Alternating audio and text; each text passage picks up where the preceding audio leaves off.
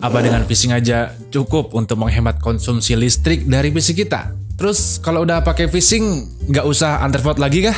Menarik ini. Langsung aja kita coba. Tapi sebelum masuk, untuk mempersingkat waktu bagi kalian yang belum tahu apa itu phishing, kalian bisa baca dulu di sini. Dan kelebihan dan kekurangannya. Oke, langsung kita masuk ke inti video. Coba kalian perhatikan di video ini. Kita coba fokuskan ke 3 hal ya. Yang pertama, konsumsi daya CPU, GPU, dan FPS yang didapatkan. Kita pakai game yang lumayan berat dulu. Kalian lihat, kalau stok mengkonsumsi daya di CPU-nya itu 65 watt dan GPU sekitar 140 sampai dengan 150 watt. Lalu saat kita nyalakan phishing ya, konsumsi dayanya turun ke 110 watt sampai dengan 120 watt untuk GPU-nya, dan CPU-nya juga turun hanya di 160 watt saja.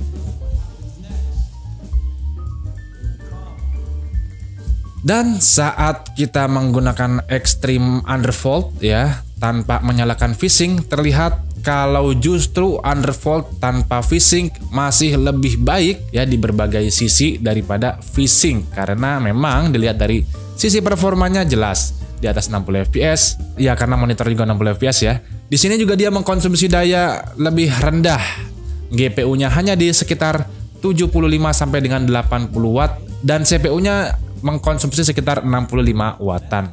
Nah, lebih menarik lagi kalau kita nyalakan phishing dan undervolt secara bersamaan, di mana jelas konsumsi daya VGA card hanya di 65 sampai dengan 70 watt saja dan CPU-nya hanya di 55 sampai dengan 60 watt. Ini sangat hemat sekali.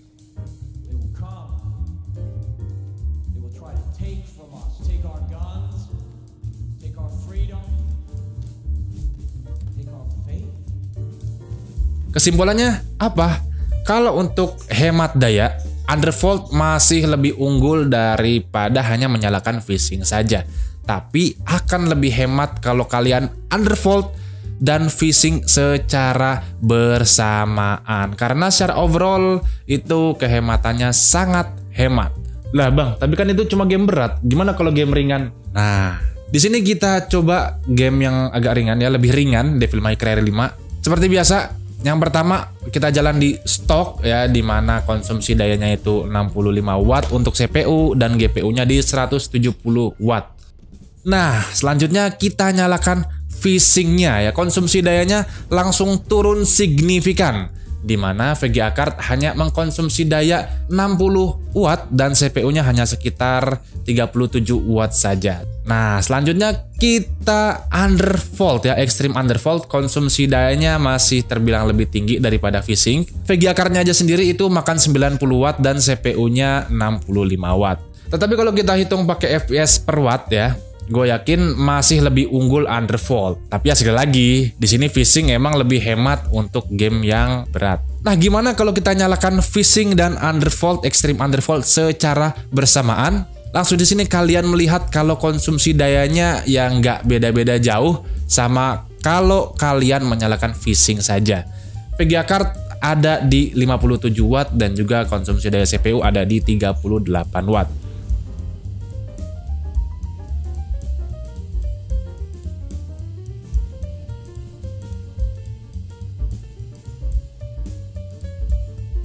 Kesimpulannya apa dari video ini? Dari pengetesan yang bisa kalian lihat sebelumnya ya, kalau kalian menggunakan aplikasi atau game yang berat, undervolt lebih unggul daripada kalian hanya menggunakan phishing saja.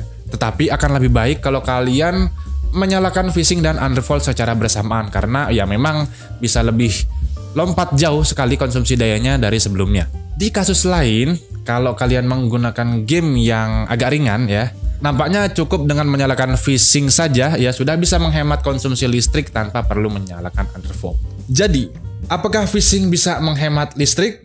Ya, bisa. Pertanyaan selanjutnya, apakah phishing lebih baik daripada undervolt? Ya, keduanya punya kelebihan dan kekurangan masing-masing di skenario pemakaian yang berbeda. Tetapi kalau menggunakan keduanya itu mudah dan nggak bayar, ya kenapa nggak nyalakan phishing dan undervolt secara bersamaan di Vega card kalian? Menurut gue itu adalah win-win solution. Ya itu dia. Untuk tutorial undervoltnya gue udah bikin ya, kalian bisa cek di deskripsi. Itu ada yang undervolt biasa, ada yang extreme undervolt. Dan kalau kalian rasa video ini bermanfaat, bolehlah kalian subscribe GoNamTech. Biar apa? Biar kami senang ya.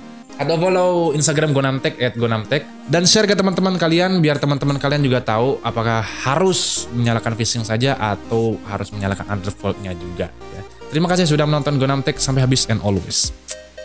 See you next time. Wassalam.